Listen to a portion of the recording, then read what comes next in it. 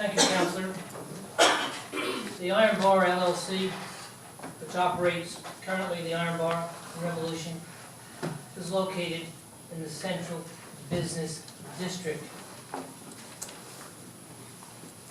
You as board members are sitting here tonight as a member of the ABC Board. Your jurisdiction is limited to ABC problems. You are serving because you were elected as council people to represent 19,000 people that live in this community. By my count, you had 11 people stand before you and make statements about conditions they either witnessed or thought that had occurred, relating stories from other people. Not one person could produce any documentation. You have personal preferences and rumors. Nothing that you can go by. You have to distinguish between facts and rumors. That's your job. So what are the facts? Let's take a look at the facts. You've approved expansions before, and you were right to do so. You approved the expansion of the office. You allowed them to build on to the rear of their premises. You put no restrictions on them. You welcomed the opportunity to have them improve. Look what you got, brand new facility almost.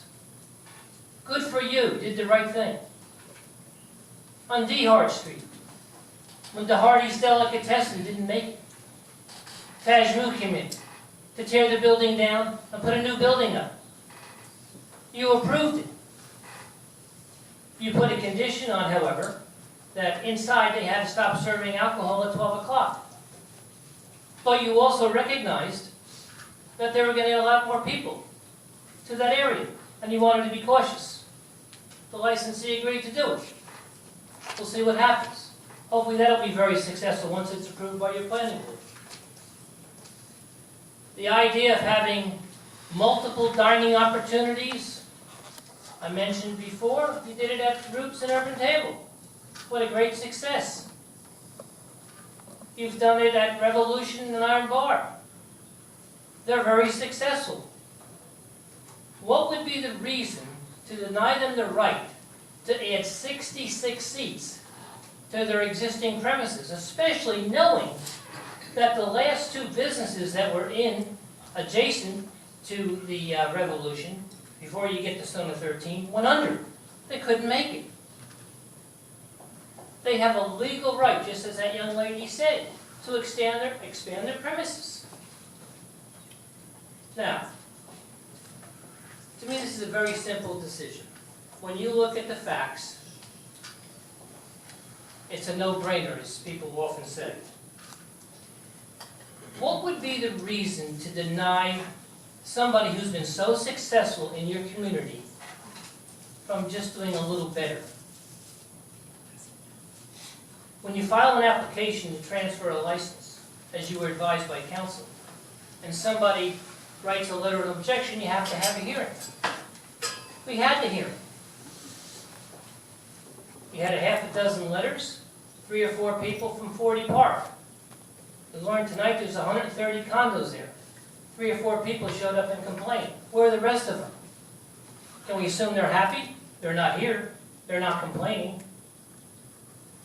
Also, when you advertise in the paper and you post a notice on the building and you notify adjacent property owners, you also notify everybody in your community, including your municipal agencies.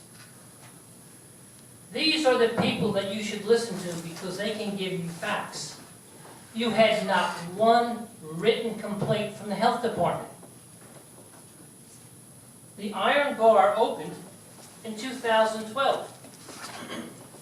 We're now in 16. Not one health code violation.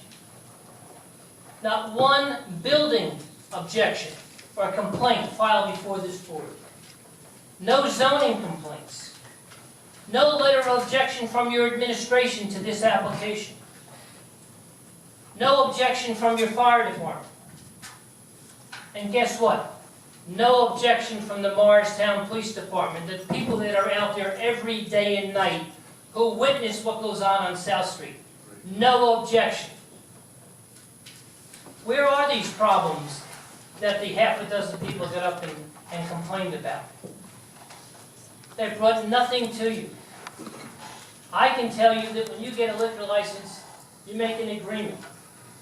You agree to abide by Title 33, or the state statutes. You agree to abide by NJAC 13:1 et sec, which are the rules and regulations. You agree to be bound by the policy of the ABC, which is about 2,300 bulletins.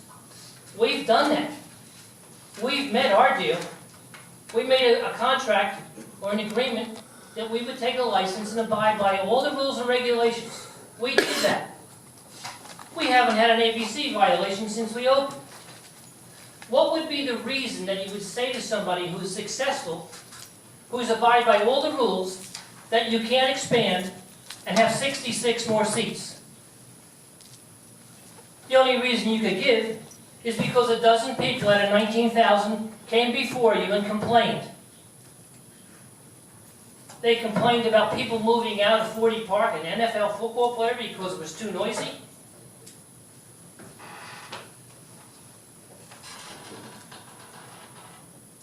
When you get a liquor license, you have a lot of responsibility.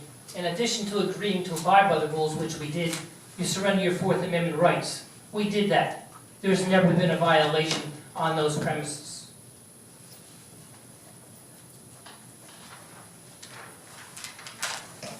This should not be a popularity contest.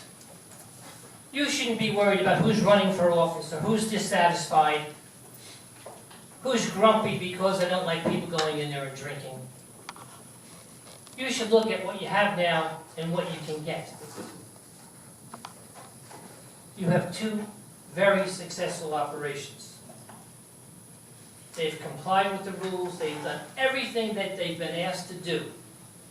They should not be denied the opportunity to expand. I hope that everybody here tonight agrees with me. But if you don't, you have a responsibility under the New Jersey Administrative Code. That says that if you're going to rule against this licensee, you have to state the reasons why. And they just can't be, I think it's going to be noisy. I think it's because people complained about noise in the streets. No one came before you and said, I have a noise complaint that was filed against the Iron Bar. I have a noise complaint that was filed against Revolution. Nobody could do that because it never happened. But if you're going to deny this opportunity to somebody who has an impeccable record, you have to state the reasons. And I would ask you to list them, 1, 2, 3, whatever you have. And if you don't, I'm going to challenge you on that, because that's your responsibility. Under NJAC 13:2, 7.7, and I have it here tonight if anybody would like to read it, you shall state your reasons. You just can't do it on whim. You can't be arbitrary and capricious. There's nothing that's been brought before you tonight other than very positive things. This is the central business district of your community. This is what is supposed to go there. Your zoning department has approved the use. This is what we were told all along would be an acceptable use. This is a great opportunity to solidify that area. You really want that to stay an empty store? If anybody's going to look at it, you know that it's really challenged. With 1,200 square feet of patron space, no independent user could realistically come in and make it a success. That's why the two failed. Now you have the Iron Bar saying, we're going to respond to what we've been asked to do.